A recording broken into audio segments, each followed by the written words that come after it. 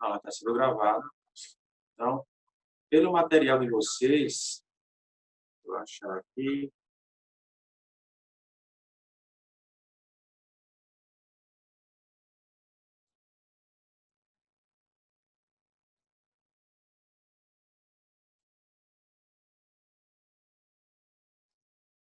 Está na página 404, né? Material 2, página 404. Deixa eu só aumentar aqui o zoom, para ficar mais fácil de vocês visualizarem.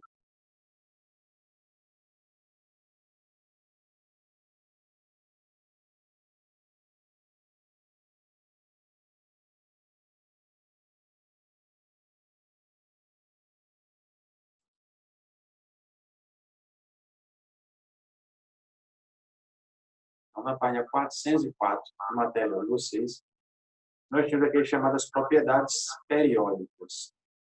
Então, o que seriam essas propriedades periódicas? Levando em consideração lá o modelo de tabela periódica proposto pelo Mendeleev Mosley, né?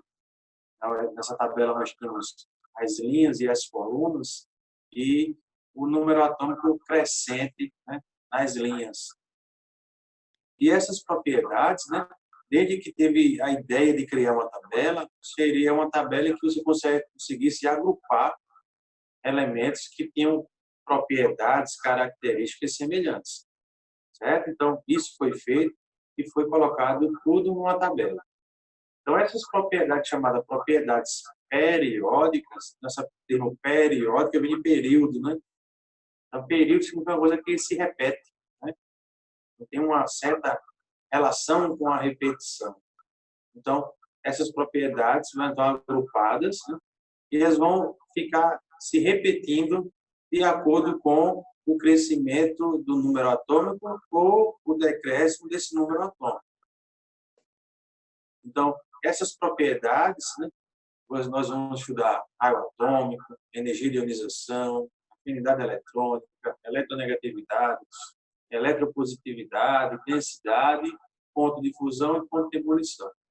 Então, essas propriedades, nós não vamos calcular, determinar valores dessas propriedades, e sim vamos fazer comparações com átomos de elementos químicos diferentes, para identificar qual deles tem um raio maior, qual deles tem uma energia de ionização menor, qual deles tem uma eletronegatividade maior.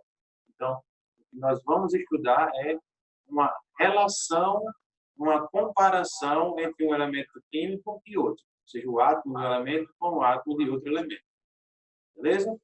Então, a primeira propriedade que nós vamos ver é o raio atômico. Então, quando se fala de raio atômico, o que nos remete de primeira vista assim é lembrar a definição de raio lá da matemática. E o raio, ele é medido da distância do centro da circunferência até a extremidade da circunferência, né? Então, o raio lá é a metade do diâmetro, né?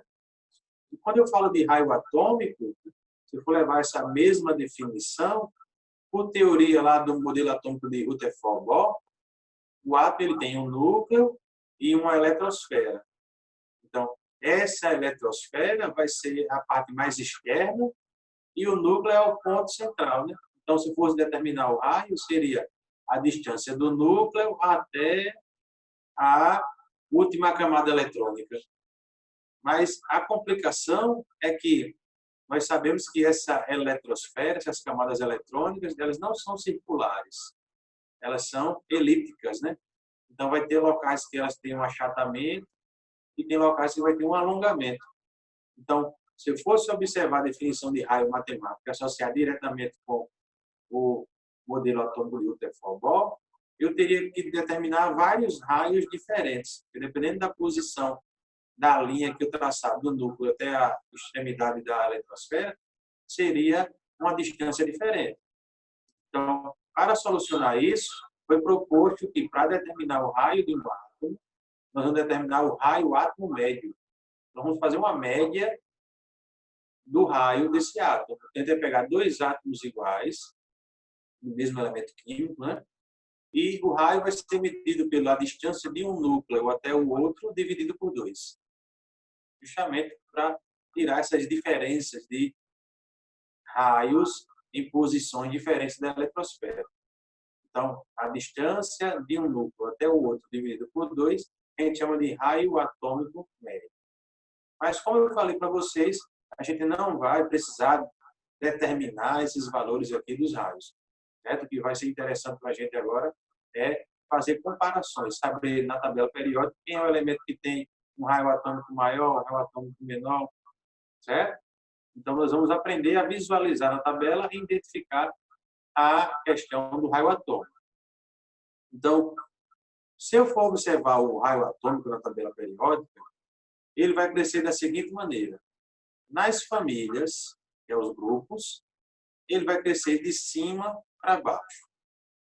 Nos períodos, que são as linhas na horizontal, ele vai crescer da direita para a esquerda. Agora, alguém poderia perguntar, professor, mas por que é que vai crescer desse jeito aí? Vamos analisar aqui uma tabela periódica. Vou tentar explicar para vocês a tabela.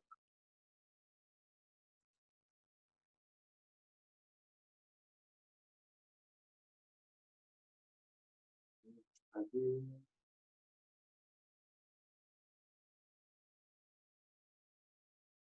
Vou tentar explicar a tabela para vocês.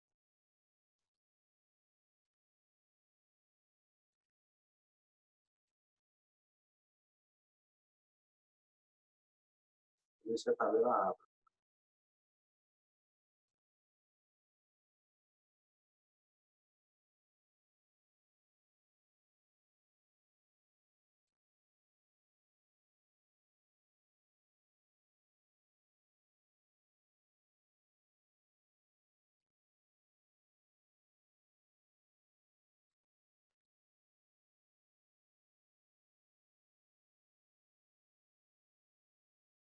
Tem tanta foto salvada no meu computador que o computador não está nem abrindo mais. Tanto vídeo aula.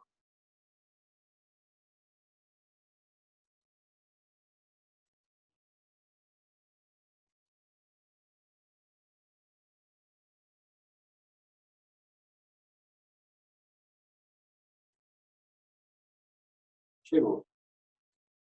Certo? Então, temos aqui uma tabela periódica. Vou deixar ela mais próxima. Um pouco. Certo? Então, olha lá que o raio atômico ele vai crescer da direita para a esquerda, de cima para baixo. Então, vamos analisar por que vai crescer dessa maneira. Vamos começar pelas famílias. Então, aos poucos eu escolhi aqui a família aqui dos metais.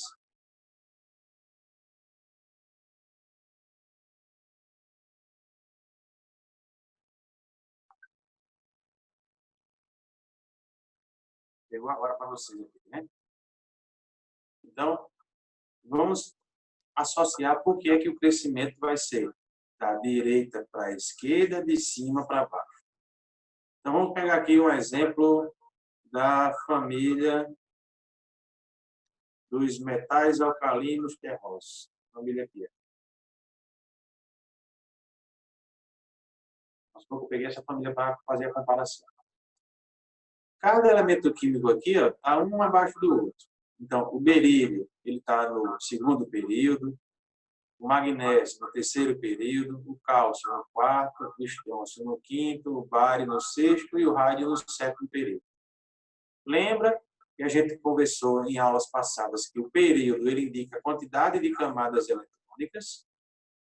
Então, nesse caso, o berílio ele tem 2 camadas eletrônicas. Então, o berílio seria mais ou menos assim, ó.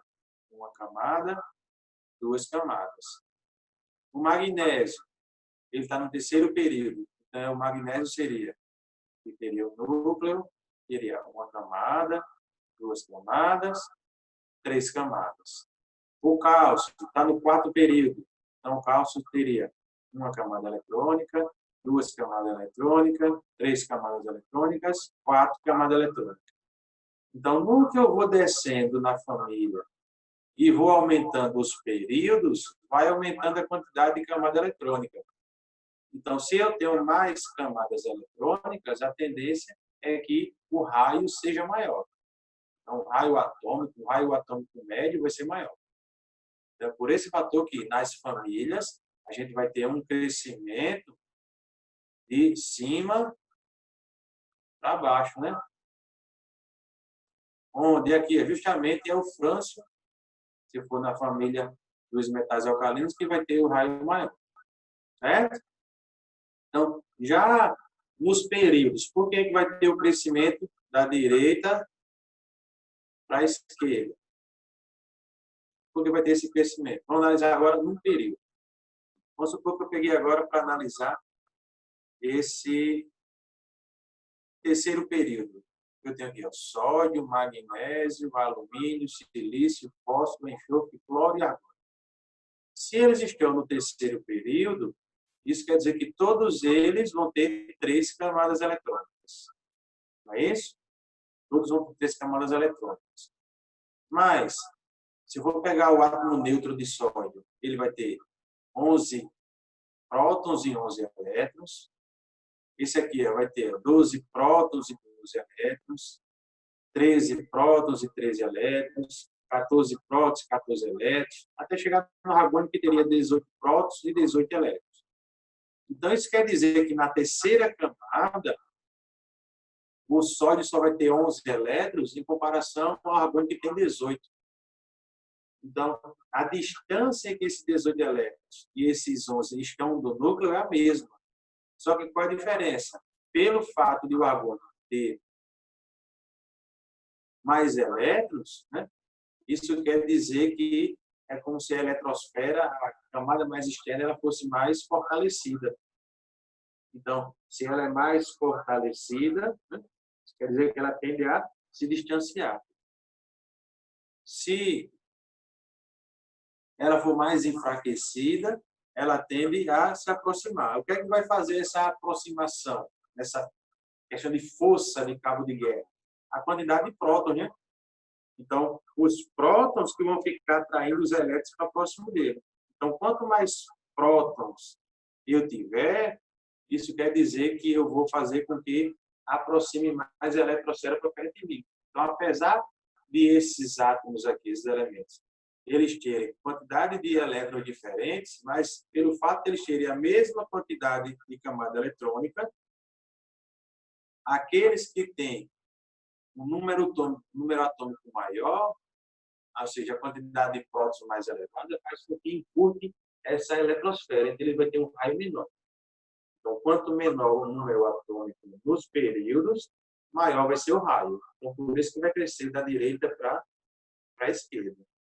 Certo? Então, quanto mais prótons, maior é a atração puxando os elétrons. Então, encurta o tamanho lá do raio atômico. Certo? Podemos levar em consideração também os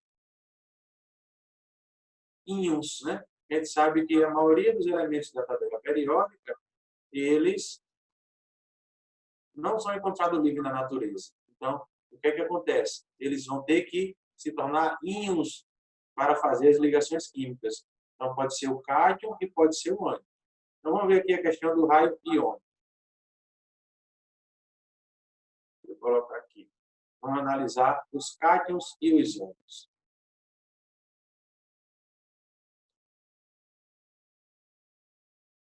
Primeiro caso. Como é que a gente vai identificar quem é cátion e quem é ânion? Lembrando lá, fazendo uma referência aqui genérica bem rápida. Eu tenho, vamos supor que eu tenho aqui, ó, um próton, um elétron.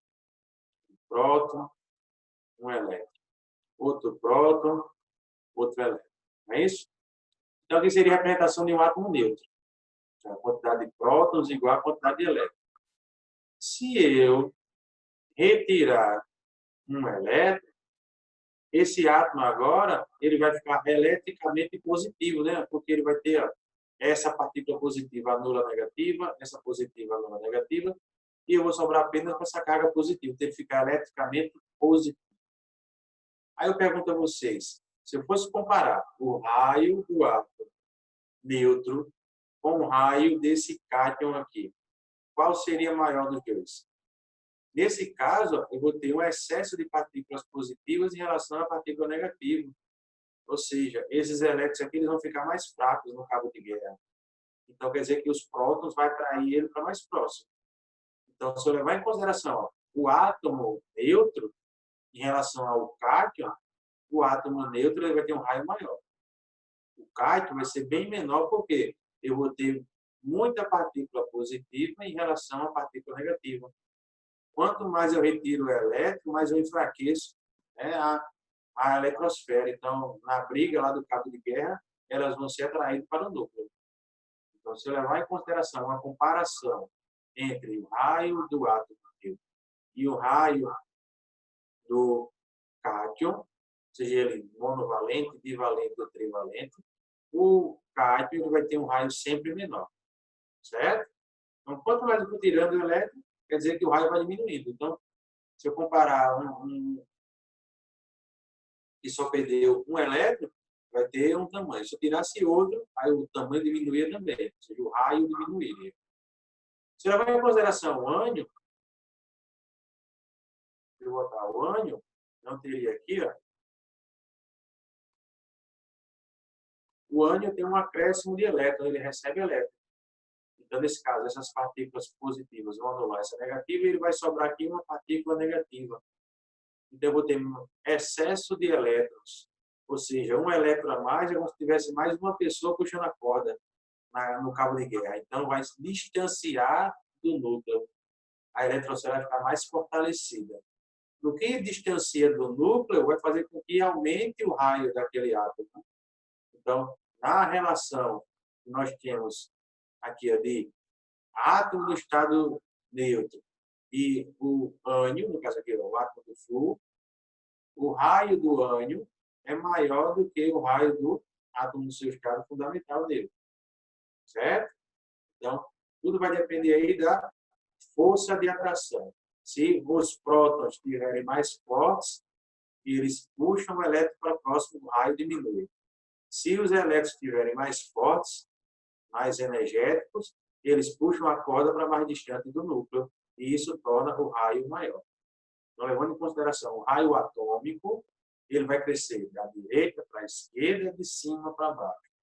Se eu for comparar raio do átomo neutro com o raio dos íons, o cátion ele vai ter um raio menor e o ânion vai ter um raio maior. Certo? Então, o que é que vai ser importante, professor, para fazer aí? É fazer as comparações, como eu estava falando. Então, deixa eu voltar lá para a tabela periódica.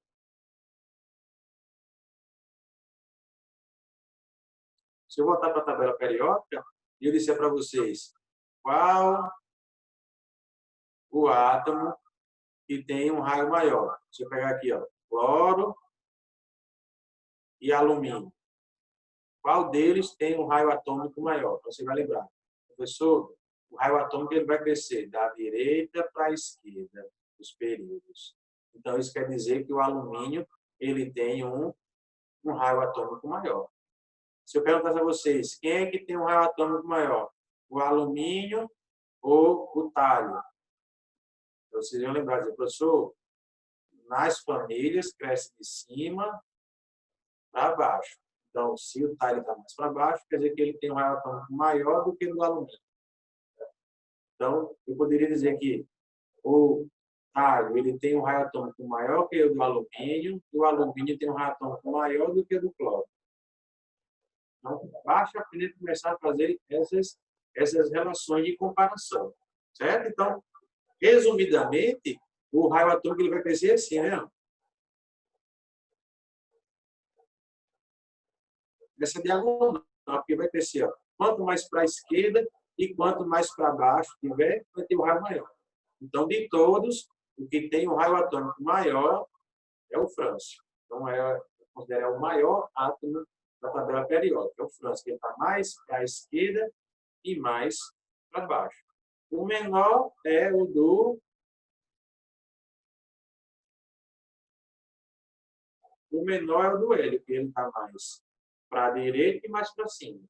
Certo? Então, raio atômico, vamos levar essa consideração aqui, como se fosse essa diagonal para a esquerda. Então, vai crescer nos períodos da direita para a esquerda, nas famílias de cima para baixo. Certo? Então, vamos voltar lá para o material. Cadê? Aqui, algo de novo. Então, voltando para o material. Próxima propriedade, que pode chamar de energia de ionização. Então, o que seria essa energia de ionização ou potencial de ionização? É a energia necessária para que eu consiga retirar um elétron da última camada de um átomo no estado gasoso. Ou pode ser também de um íon, né? Então, é a energia que eu vou gastar para conseguir retirar um elétron dele. E essa energia, ela pode ter várias energias de ionização. Então, se eu retirar um elétron, eu vou gastar uma quantidade de energia. Se eu for retirar outro elétron, eu vou gastar outra quantidade de energia. E assim vai. Cada elétron que eu vou retirando vai se gastando energia para fazer essa retirada. E quanto mais próximo do núcleo o elétron tiver, isso quer dizer que eu vou ter que fornecer uma energia maior, né? Porque lembra lá da brincadeira de cabo de guerra. Quanto mais próximo do núcleo o elétron tiver, isso quer dizer que o elétron está sendo atraído muito forte pelo próton. Então, para que eu consiga retirar ele, eu tenho que exercer uma força muito grande, ou seja, uma energia muito grande. Certo? Então, se eu vou levar em consideração retirada de 3 elétrons na sequência, eu vou tirar o mais externo, e vou gastar uma energia X. Se for retirar o outro, o penúltimo, então eu vou ter que utilizar uma quantidade de energia X mais um outro valor. Vai ser uma quantidade maior. Para retirar o antepenúltimo, vou ter que gastar energia maior do que eu gastei para retirar o penúltimo. Então, vocês podem encontrar aí em exemplos colocando energia de ionização 1, energia de ionização 2, energia de ionização 3, 4. Isso aí vai depender da quantidade de elétron que está sendo retirado. E essa energia de ionização, ela vai ser o inverso do raio atômico, né? Ela vai crescer da esquerda para a direita, de baixo para cima. Então, por quê? Da esquerda para a direita, de baixo para cima, professor. Lembra que a gente acabou de falar que quanto mais próximo do elétron tiver, eu vou gastar uma energia maior. Então, se eu pegar um átomo pequeno e um átomo grande, então, vou tentar fazer aqui um exemplo para vocês. Se eu pegar aqui, ó, um átomo grande, fazer aqui referência aqui como fosse a camada mais externa. E eu pegar aqui um átomo pequeno, certo? Então, isso quer dizer que ó, o elétron, vou colocar de outra cor aqui, o elétronzinho aqui, ó, em relação ao núcleo, está muito perto. Então, se está muito perto, quer dizer que tem uma força, uma energia muito alta de atração do próton. Então, vou ter que gastar essa energia muito alta para retirar. Se eu levar em consideração aqui o núcleo e o elétron aqui, ó, a distância é bem maior. Então, nesse caso, quer dizer que é mais fácil eu retirar esse elétron do que esse. Ou seja, aqui eu gasto uma energia maior do que esse. Então, a energia de ionização, a energia que eu vou que eu vou gastar para retirar esse elétron é maior que eu. Então, a energia de ionização ela vai crescer o inverso do raio atômico. Porque quanto menor for o raio atômico, mais energia eu vou ter que gastar para poder retirar. Então, vai crescer da esquerda para a direita, de baixo para cima. Então, do mesmo jeito, nós vamos fazer a comparação lá na tabela periódica. Então, se eu disser qual o dos dois átomos tem uma energia de ionização maior. Se eu pegar aqui, ó, se eu pegar o cálcio e o bário, qual deles tem uma energia de ionização maior? Agora, energia de ionização, professor, vai crescer de baixo para cima. Então, quem tiver mais para cima, tem energia de ionização maior. Então, o cálcio, ele tem energia de ionização maior do que o do bário. Se eu dissesse, professor, quem tem energia de ionização maior? O crômio ou o níquel? Aí você veria, professor, a energia de ionização vai crescer da esquerda para a direita. Então, como o níquel está mais para a direita, eu já sei que ele tem uma energia de ionização maior do que a do crômio. Certo? Então, genericamente, a energia de ionização vai crescer nessa diagonal aqui, né? Então, da esquerda para a direita, de baixo para cima. Então, da mesma forma, vamos ficar fazendo comparações, né? Então, dentre esses 4 elementos aqui que eu relatei aqui para vocês. Quais deles vai ter uma energia de ionização maior? O que tiver mais para lá, né? Mais para a direita e mais para cima. Então, dentre os 4, é o níquel que vai ter uma energia de ionização maior. Certo? Então, vamos voltar lá para o material. E como eu falei para vocês, não se preocupe que a gente não vai precisar determinar, certo? Esses valores de energia de ionização. Vamos calcular.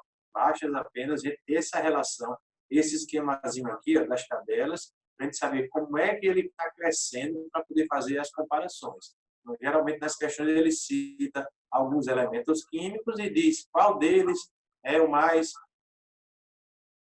tem a maior energia de ionização. Coloque em ordem crescente de energia de ionização. Coloque em ordem decrescente de raio atômico. É assim que vai ser cobrado para vocês nos exercícios. Aqui tem até uma tabelinha aqui, ó, dando referência à energia de ionização 1, 2 e 3, como eu tinha falado para vocês. Então, essas energias de ionização 1, 2 e 3 é referência de eu pegar tipo aqui o átomo de fósforo. Vou pegar aqui como exemplo o fósforo.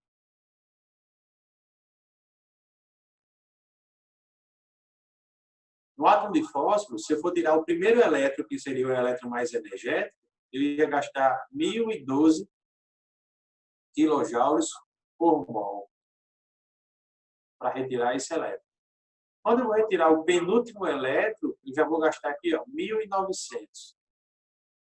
Quando eu vou retirar o antepenúltimo, é 2.900. Então, sempre que eu vou me aproximando mais do núcleo, isso quer dizer que eu vou utilizar uma quantidade de energia maior. Certo? Outro exemplo, ele colocou aqui no gráfico, onde esse gráfico fala aqui, ó, primeiro potencial de ionização, ou seja, vai retirar o primeiro elétron. E aqui de acordo com o número atômico. Então tem o lítio, tem o sódio, tem o potássio, tem o rubídio, e aqui eu tenho o hélio, neônio, argônio, os gases nobres, e aqui eu tenho os metais alcalinos. Olha os valores dos gases nobres, que é a família que está mais para a direita. São valores mais altos, ó, levando em consideração, ó, o mesmo, a proximidade aqui do número atômico, né? Lítio e hélio, sódio e neônio. Eu ia dizer aqui que está no mesmo período, mas não está. O hélio está para cima e o lítio está depois. Certo? Então, sódio e neônio. Está levando em consideração a proximidade, né, pela configuração eletrônica. O lítio está mais próximo do hélio do que do neônio. Certo? Mas aos valores,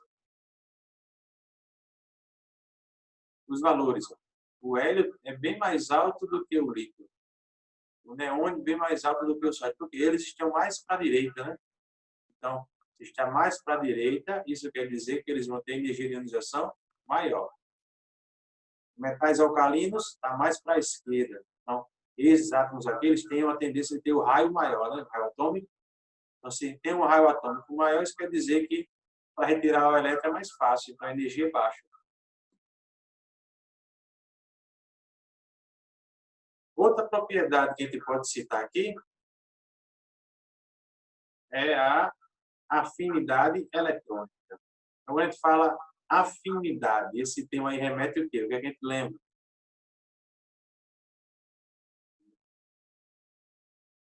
O que é que lembra do termo afinidade? Afinidade está relacionada a gostar, né? Ter interesse para você. Então, quando eu falo afinidade eletrônica, é a energia liberada quando um átomo isolado recebe um elétron. Certo? Então, quando o átomo ele recebe elétron, na sua camada de valência, ele vai chamar de afinidade eletrônica ou eletroafinidade. Certo? Então, é a energia liberada quando o átomo vai receber esses elétrons. E quem são os átomos que recebem elétrons? Na verdade, são os que se tornam íons ânion, né? Então, são esses elementos aqui, ó, do lado direito da tabela periódica. Então, são eles que vão ter essa capacidade para receber os elétrons. Então, vai ser a energia que vai gastar, que vai liberar, no caso, para que esses ânions aqui, eles tenham recebido esses elétrons, certo? Aí uma curiosidade, na referência aqui da tabela periódica, os gases nobres aqui estão destacados. Então, os gases nobres foram destacados justamente pelo fato de eles não receberem elétrons, né? Então, se eles não recebem elétrons, né, eles não vão ter como determinar a energia que vai liberar, porque eles não vão receber.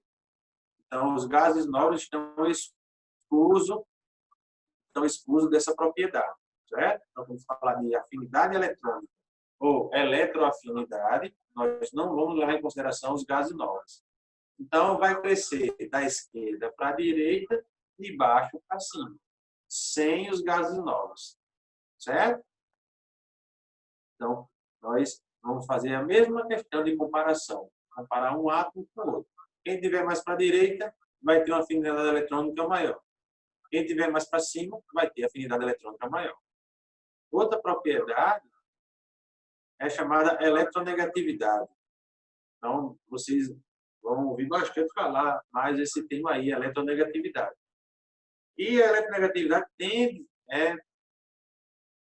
a identificar aqueles átomos que eles querem atrair elétrons para si, eles querem receber esses elétrons para si, certo? Então, ela vai medir essa tendência de atrair os elétrons. Então, da mesma forma, quem é que vai atrair os elétrons para eles? Quem vai receber esses elétrons? São os ânions, certo? Então, são os elementos que estão localizados aqui, ó, na parte direita da tabela periódica, que são os não metais, né? E, mais uma vez, os gases nobres aqui não estão incluídos, ó. Então, a gente vai excluir os gases nobres. Eles não vão participar, porque eles não têm tendência nenhuma de receber esses elétrons. Beleza? Então, a eletronegatividade vai crescer do mesmo jeito da eletroafinidade lá. Da esquerda para a direita, de baixo para cima. Então, o termo eletronegatividade. Eletronegatividade, né? Negatividade, lembra logo que é de ânion, né? Então, a tendência que o átomo tem de se tornar um ânion, certo? Quando eu falo aqui eletropositividade, positividade, carga positiva, próton. Então, é a tendência que o átomo tem de se tornar um próton, ou seja, de ele doar elétron. Então, aqui também foi chamada de caráter metálico, porque são os metais que vão ter essa capacidade de se tornar cátion, né? Então, a eletropositividade é o inverso da eletronegatividade. Então, vai ser os metais. Então, vai crescer o contrário da eletronegatividade. E, mais uma vez, os gases nobres, eles não vão participar dessa propriedade, porque eles também não têm tendência nenhuma de doar elétrons. Então, vai crescer da direita para a esquerda, de cima para baixo. A aula já está acabando, então, na próxima a gente continua, e mostrando a parte de densidade, ponto de fusão, ponto de ebulição. Certo? Então, eu não vou estender mais, porque já está passando aqui do tempo da aula, daqui a pouco o aplicativo já corta. Então, obrigado pela atenção de todo mundo. Aí, desculpa ter feito vocês acordarem logo cedo, só que o professor Daniel está adoentado e ele não pôde participar das aulas hoje com a gente. A gente tinha feito um cronograma aí para vocês terem, né, a aula de Daniel também hoje, só que pelo fato de ele estar doente, a gente não conseguiu fazer com que ele pudesse dar aula. Então, a gente voltou para o horário de 8 horas para ter as 3 aulas, certo? Tranquilo. Então, desculpa aí ter feito vocês acordarem mais cedo. Certo? Alguém quer falar alguma coisa?